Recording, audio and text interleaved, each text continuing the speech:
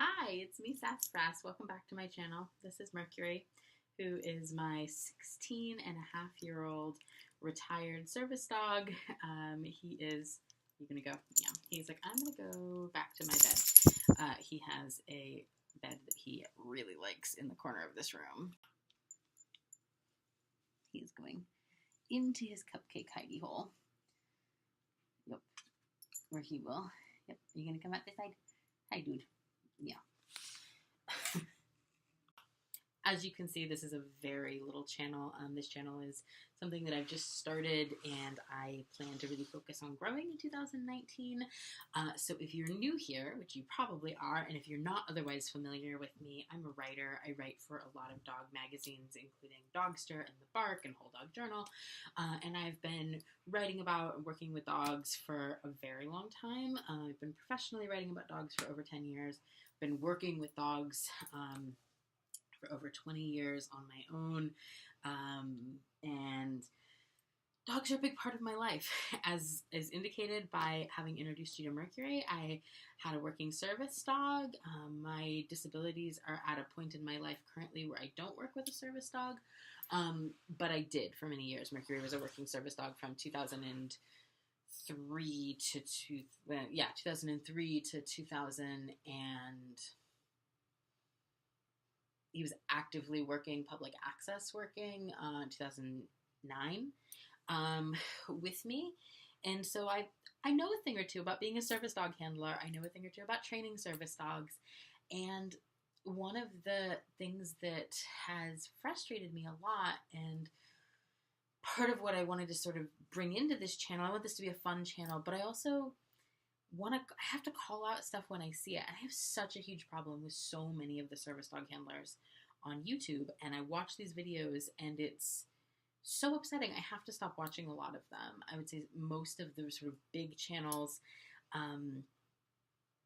that are pretty popular are just so upsetting to watch because of how these dogs are being trained. And it's completely unnecessary. I'm not going to name names in this channel, and a lot of the channels that I watch or have seen clips from, a lot of these service dog handlers are young, they're college students, it's their first service dog, they want, I believe they want to do right, I believe they desperately need the support of a service dog and the work of a service dog. I'm not saying that they're not disabled, I'm not saying that they don't need a service dog, but I have huge concerns about these channels, and there's part of me, I'm in my mid-30s, that wants to say, well, they're young, they don't have exposure to experience, but you know what? I trained my first service dog when I was 18, and I knew better, and yes, I had a history of working with dogs, yes, I had a history training dogs and competing in dog sports, but you know what? I know the difference between right and wrong. I know the difference between training methodologies that are ethical and ones that just simply aren't. Watch closely. In a lot of the service dog videos that are on these popular channels. And you know what you're going to see? You're going to see prong collars and you're going to see e-collars. So many of them. And it makes me sad. I'll see a cute video pop up on my feed. And it'll be like service dog at Disneyland or service dog at Disney World or just, service dog at whatever. And I'm like, cute. I want to watch it. Look under those bandanas. Lots of service dogs wearing bandanas in these videos. You know why? Because they're wearing e-collars, which is just a nice way to say a shock collar. It is. When people say, oh no, it's static, it's not a shock, and they're like, oh, but they behave so much better when they have the e-collar on. You know why? Because it hurts, and it's a Band-Aid, and it doesn't actually solve the underlying confidence issue, behavioral issue, anxiety, fear, whatever is actually going on for that dog, which I certainly am not qualified to diagnose and am absolutely not qualified to diagnose over the internet. It doesn't solve any of those things. It just masks it, and it's going to backfire. That's what happens. You cannot put a shock collar on a dog and not expect there to ultimately, and it might work. It works for a while, but it's a Band-Aid, and you're hurting your dog, and you're hurting your relationship with your dog, and that's not what anybody should want to do. And, I used to go and leave comments on some of the videos, like when they pop into my feed. It's just like so upsetting to me to see dogs being treated this way and people justifying the actions of themselves to put their dogs in situations where they need to be, you know, with a shock collar on, with a prong collar on, and there's no need for it. It's just not appropriate. If the only way that your service dog is able to work is on an e-collar or a prong collar, your service dog needs to be pulled from public access. I'm sorry. It's just inappropriate. It's unnecessary, and it's violent. It's not fair to working dogs. It's not fair to the dog that you're entrusting your life to. And I am 100% behind owner-trained service dogs. I had an owner-trained service dog. I think there are pros and cons of owner training versus program training. But you know what? The top program training organizations in this country, in the U.S., are not doing. They're not putting e-collars on dogs, and they're not putting prong collars on dogs. They're just not.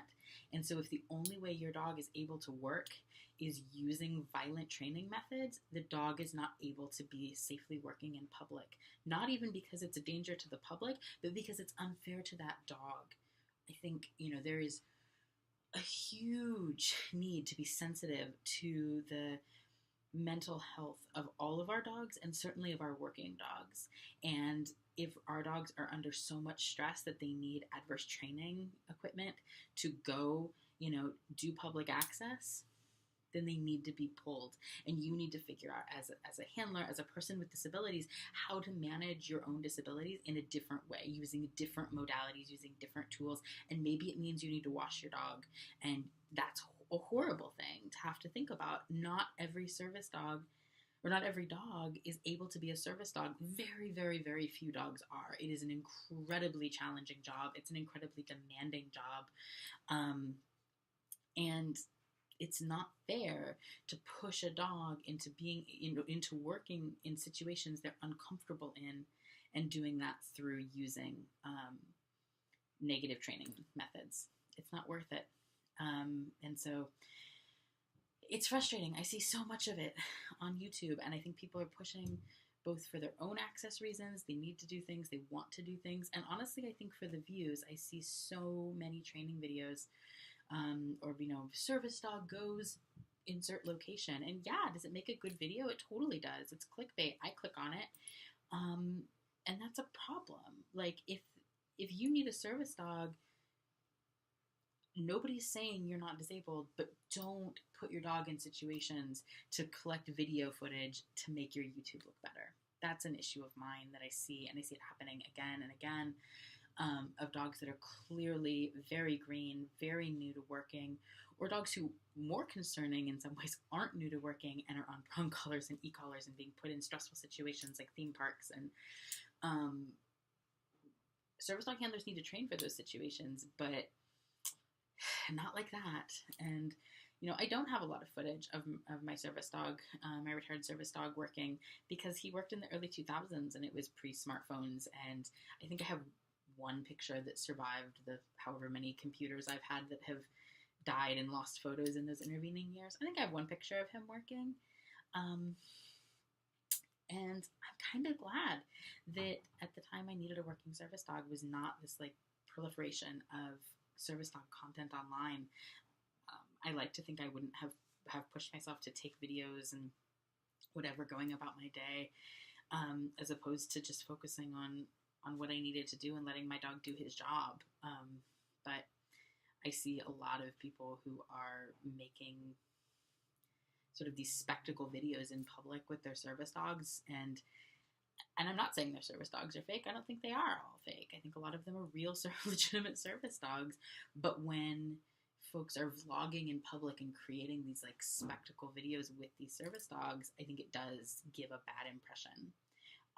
You know, putting their service dogs up on statues and in displays in stores, like that's not what working service dogs do. Working service dogs, and I had a 10-pound working service dogs, are 4 on the floor unless they're tasking in a way, or there's a safety issue of why they, you know, need to not be. But I could rant about this all day. If you enjoy service dog rants, please let me know in the comments. I can make more videos like this. Please subscribe if you haven't already subscribed. All right. Bye. I'm going to go walk my dogs.